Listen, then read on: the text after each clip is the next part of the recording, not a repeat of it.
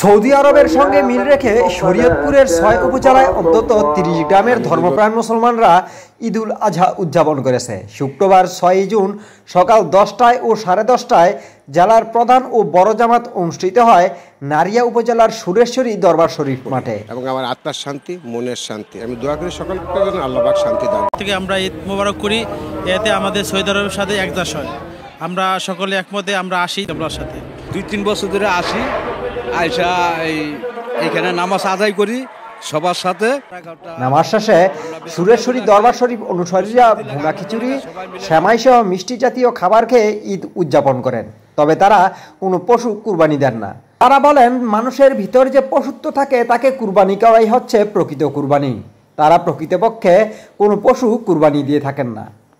সুরেশ্বরী দরবার শরীফের গদিনী শিল্পীর সৈয়দ তৌহিদুল হুসাইন শাহিনী নুরি বলেন, ঈদুল আজহা, ঈদুল ফিতর সহ সব ধর্মীয় উৎসব সৌদি আরবের সঙ্গে মিল রেখে আমরা পালন করে থাকি।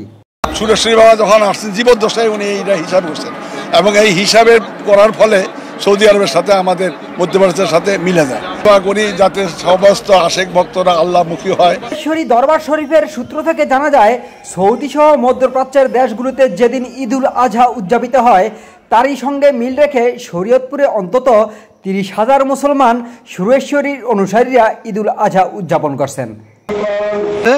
বা এখানে তবারেক দেয়, যা তবারেকটা আমরা বিসমিল্লাহ বলে খাই, একটু শান্তি লাগে, আনন্দ লাগে, সবাই মিলে নামাজ পড়ি, একটা আনন্দ লাগে।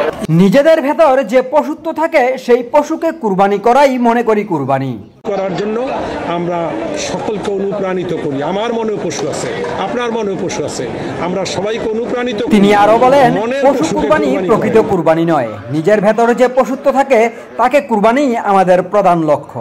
এমন গুরুত্বপূর্ণ খবর সবার আগে পেতে আমাদের চ্যানেলটি সাবস্ক্রাইব করে পাশেই থাকুন।